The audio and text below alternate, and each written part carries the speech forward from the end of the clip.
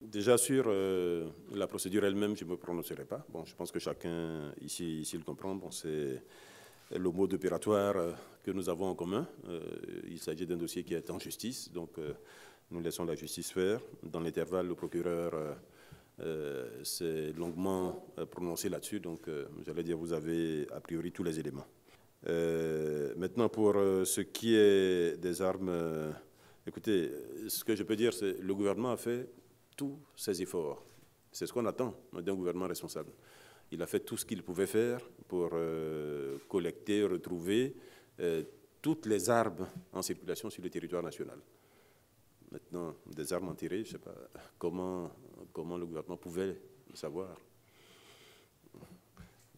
Et quand il a su, vous savez comment il a réagi. Donc, je ne vais pas insister davantage. Une réunion pour destituer le président de l'Assemblée nationale. Bon, je ne vois même pas pourquoi il y aurait une réunion pour cela.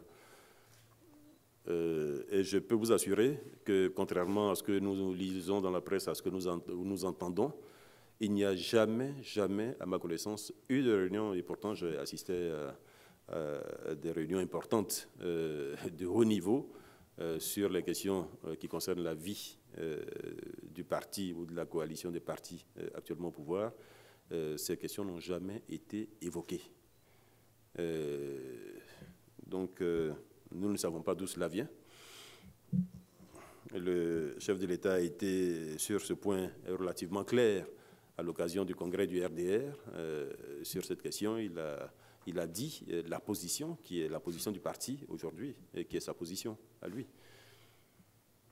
Donc, non, il n'y a pas eu de réunion de ce type. Donc, cela répond, je pense, indirectement à votre troisième question. Il n'y a pas de guerre ouverte. Il n'y a absolument aucune raison d'ailleurs qu'il y en ait.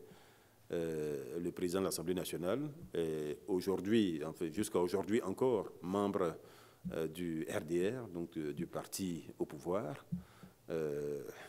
Puis voilà, il n'y a pas de raison donc qui est de dissension entre lui-même et le président de la République.